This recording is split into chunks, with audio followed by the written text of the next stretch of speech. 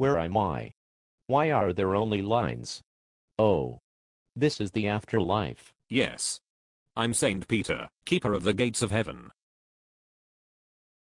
What, you were expecting a white guy with a Santa beard? Only nincompoops assume that. Do you know Jesus? Is that why you are here? I don't know.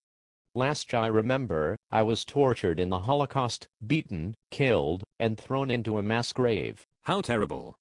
Well, if you choose to enter here and come to know God, then God can and will make all of this right. God loves you and can make it up to you. As hard as it is to believe, God can actually restore to you all that you've lost and more. You have hope now. I don't know. I have always been an atheist until this moment, wasn't expecting an afterlife and a loving God to save me from the horrors of a fallen world. Well, what were you expecting? I don't know. Nothing, I guess. Hey, shouldn't I be tortured for all eternity in hell or something? What? Oh, I see. No, you must be thinking of the idea of hell that medieval fundamentalists and 21st century atheist fundamentalists believe in. Hell is separation from God. I wouldn't recommend that if I were you, given that God is the root of all goodness. But if you want to be separated from God, you can choose that path. God won't force you. I guess, as an atheist, I just believed that horrors like the Holocaust were just the normal way of things.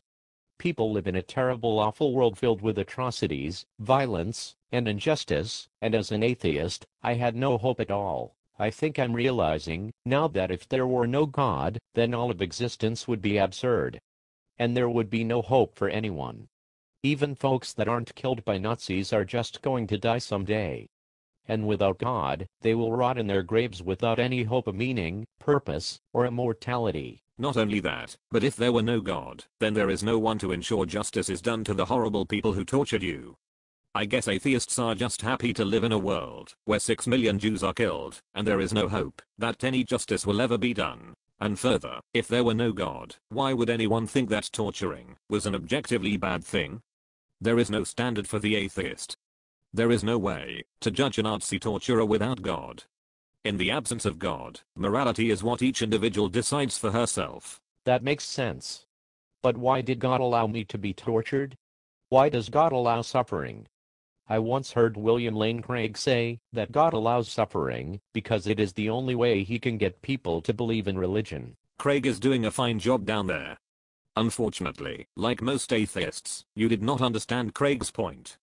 Craig believes that God has given people free will, which explains a lot about why there is evil in the world. Craig also believes that one reason why God allows suffering is so that people will come to a greater knowledge of God, which is the whole point of existence. But Craig also says that we simply don't know the specific reasons why God allows bad things to happen. We are not omniscient. Craig has said that there are perhaps a multitude of reasons why God steps back to allow things to happen. We just don't know. But you are saying that God can actually make all those bad things right again? It sounds like you are saying God is really the only answer to the problem of evil. Precisely. Listen, I'm tired of all the philosophizing.